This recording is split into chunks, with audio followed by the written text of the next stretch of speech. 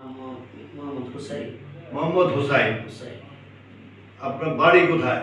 বাড়ি গ্রাম হচ্ছে আহরন্ত, থানা সদর ব্রাহ্মণবাড়িয়া, জেলা ব্রাহ্মণবাড়িয়া। ব্রাহ্মণবাড়িয়া জেলা, ব্রাহ্মণবাড়িয়া। আপনি কি অসুবিধা নিয়ে আমার এখানে আসেন? আমার সমস্যাটা ছিল স্যার,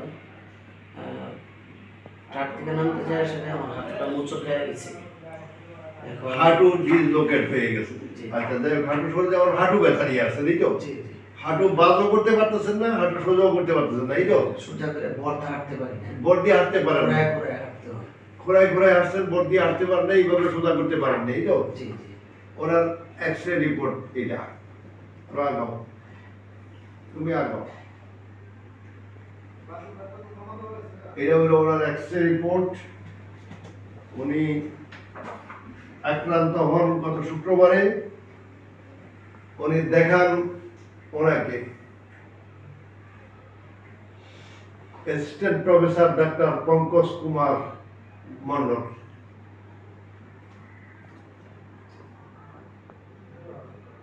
উনি অধ্যাপক, সহকারী অধ্যাপক পিজি হাসপাতাল, এই পঙ্গু হাসপাতাল নেটু। তো ওখানে উনি ওখান থেকে ব্রাহ্মণবাড়িয়াতে আসেন। ব্রাহ্মণবাড়িয়াতে আসার পরে ওখানে রুগী দেখেন।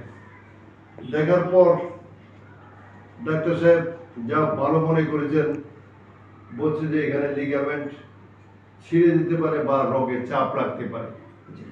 এইটা বলে ওনারা এখানে একটা ইঞ্জেকশন দিয়েছেন। ইঞ্জেকশনটা প্রবেশ দিতে দেয়া আরো 3 সিরিজ ফ্লুইড বের করে একটা ইঞ্জেকশন দেন। দেওয়ার ফলে উন্নতি কি হয়েছে, লাভ কি হয়েছে? মেডিসিন দিছে, ওগুলো খাওয়াতে একটু ব্যথা কমছে। ব্যথা কত দূর কমছে? মানে আগে দেখা গেছে ঘোরায় ঘোরায় হাঁটতে যায় সেরকম চোট লাগতো বেশি, পরে আস্তে আস্তে একটু কমেছে। আর কিছু ওই ক্যালসিয়াম, এরপরে ভিটামিন এগুলো দিছে। আচ্ছা, এগুলো ক্যালসিয়াম ভিটামিন খেলে আমাদের সমস্যা নেই। আমাদের সমস্যা হলো ওই সমস্যা হলো ইঞ্জেকশনটা যদি দেওয়া থাকে, সেই ইঞ্জেকশনটা ভালো ইঞ্জেকশন নয়, কারণ এগুলা ক্ষতিকর। স্টেরয়েড আমরা দিব না, স্টেরয়েড দিয়ে আমরা কাজ করি না। তো উনি পেশেন্ট কেয়ারে দেখে বসেন, এখানে উনি বসেন। তারপরে উনি এইসব বিষয়ে অভিজ্ঞ এবং ভালো ডাক্তার। ওনার অনেকগুলো ডিগ্রি আসে, কিন্তু সমস্যা হলো রুগীটার রোগটা আইডেন্টিফাই করতে ভুলিছে, ঠিক হয়নি। যাই হোক, রুগীর রোগ আইডেন্টিফাই করতে ঠিক হয়নি, এই কারণে আমরা বলবো, আমরা এখন উনি আসার পরে আমাদের এখানে আমরা চিকিৎসা শুরু করি। চিকিৎসা এখনো কমপ্লিট হয় নাই, মাঝামাঝি পর্যায়ে আছে। মাঝামাঝি পর্যায়ে থাকার ফলে এখন কেমন লাগতেছে? যে এখন আশা করি আমি ব্যথাও কমে গেছে এবং পাটা সোজা করতে পারতেছি, পা সোজা করতে পারতেছি এবং ভাঁজ করতে পারতেছি, পাটা ঘুরাইতে পারতেছি, ঘুরাইতেও পারতেছি।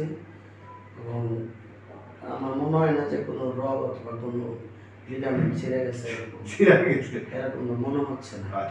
মানে মনে হচ্ছে এটাই যে পাটা ঘুরে যায়, সেটা হয়তো কোনো একটা ভাঁজ না, ডিসলোকেট হয়েছে তো এখানে পরিষ্কার বলা আছে। এই ডিসলোকেটটা যদি উনি না বুঝেন, আমাদের কিছু করার নাই। এইখানে এইটা যদি উনি না বুঝেন, এই যে এইটা এই গ্যাপে যদি না থাকে, এখানে যদি না থাকে, তো এটা ডিসলোকেট হয়েছে, এটা বোঝাই যায়। এটা না বুঝতে আমাদের কিছু করার নাই। আমরা ওনার চিকিৎসা অলরেডি শুরু করে দিয়েছি আগেই, কারণ আমরা ওনার হাঁটুর ব্যথা নিয়ে উনি এক পাও হাঁটতে পারতেছেন না, খোঁড়ায় খোঁড়ায় হাঁটতেছেন, এই কারণে আমরা ওনার ব্যথা চিকিৎসা শুরু করে দিয়েছি আগেই। তাই এখন চিকিৎসার পরে আমরা আরেকটা ভিডিও দিব, যখন ওনাকে হাঁটতে দিব, হাঁটার দ্বারা করতে দিব। ওনার প্রথম সেশন চিকিৎসা শুরু করি এবং শেষ করি। প্রথম সেশন চিকিৎসা দেওয়ার পর আমরা ওনাকে হাঁটতে দিয়েছি প্রায় 10 মিনিট। জি স্যার। ঠিক আছে? জি স্যার। নামাজ পড়তে দিয়েছি, যাতে ওনার হাঁটতে নামাজ পড়তে কোনোরকমভাবে কোনো অসুবিধা না হয়। একটু নামাজ পড়ে দেখাতো, সেটা দিয়ে দেখা।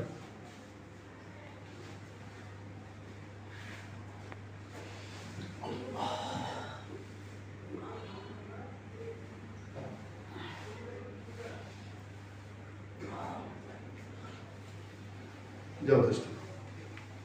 আগে স্যার সেজদা ভর দিতে পারতাম না না সেটা তো সম্ভব না। ডিসলোকেট হাঁটু যখন ডিসলোকেট হয়ে যায়, হাঁটু যখন সরে যায়, তখন সেজদা দিয়ে দেওয়া তো দূরের কথা, হাঁটা বসা সবটাই কষ্টকর।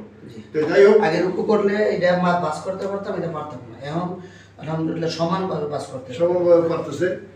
এইটাই হলো আমাদের চিকিৎসার ফলাফল। সুন্দর মানুষ বলে এই কারণে। তো আপনি যে এই কয়দিন তো আপনি নামাজ পড়াইতে কষ্ট হয়েছে না? বসে নামাজ পড়া খুব কষ্ট হয়েছে, মানে পা একদিকে সোজা করে রাখতে হয়েছে। পা একদিকে সোজা করে রেখে নামাজ পড়তে হয়েছে ওনাকে। তো উনি একজন ইমাম সাহেব মানুষ, উনি ব্রাহ্মণবাড়ি একটা মসজিদে ইমামতি করে, প্লাস আরেক জায়গায় আরেকটা মাদ্রাসায় চাকরি করে। তো একজন ইমাম সাহেব মানুষ যদি এই সেজদা দিয়ে নামাজ পড়াইতে না পারে, চেয়ারে বসে নামাজ পড়াইলে অথবা পা সোজা করে নামাজ পড়াইলে, তখন অনেকের কাছে, অনেক মুসল্লির কাছে একটু খারাপ লাগে। অনেক মুসল্লিরা মনে করে হুজুর বোধহয় অসুস্থ, সেই অসুস্থতা কতদিন থেকে থাকবে, কিভাবে থাকবে, এইসব বিষয় নিয়ে একটু চিন্তায় পড়ে যায়। আসলে সত্যিকার অর্থে যা বলবো, আমরা অ্যাডজাস্টমেন্ট করি। আমরা ওনার যে সমস্যাটা হয়েছিল সেটাকে ঠিক জায়গায় পৌঁছাই দিছি। একেবারে ঠিক জায়গায় পৌঁছাই দেওয়ার ফলে উনি হাঁটা, বসা, উঠা, চলা, সেজদা দেওয়ার কোনোটাই আর সমস্যা এখন নাই এই মুহূর্তে। আচ্ছা, খুশি দাও? জি আলহামদুলিল্লাহ। ওইদিকে তাকে বলেন। জি আচ্ছা, যারা আপনাদের মতো ইমাম সাহেব মুসল্লি যারা আছে এবং যারা বাংলাদেশের মানুষ যারা আছে এই সমস্যা ফেস করে, তাদের জন্য কিছু বলার আছে? জি স্যার, অবশ্যই কি বলার আছে। এরকম যারা এরকম অসুস্থতায় আছেন, এই ঢাকা নিঠুর থেকে অথবা পঙ্গ এই বড় বড় ডাক্তার এগুলো যাওয়ার আগে অন্তত স্যারের এই থেরাপি সেন্টারে এই জায়গায় আসা দরকার। অন্তত একবার আসা উচিত। একবার এখানে ট্রাই করার পরে যদি ভালো ফলাফল হয় করবেন, না হলে অন্যদিকে যাবেন, সমস্যা নাই, কিন্তু একবার আসা দরকার। ঠিক আছে। আমি যদি আরো 2 দিন আগে আসতাম হয়তো আরো আগে 2 দিন আগে সুস্থ মানে ভালো হয়ে যেতাম, বা একটা মনের মধ্যে একটা শান্তি লাগতো, একটা আত্মনির্ভরশীল হইতাম। আজকে আসাতে অনেক ভালো হয়েছে। খোদা হাফেজ। আসসালামু আলাইকুম।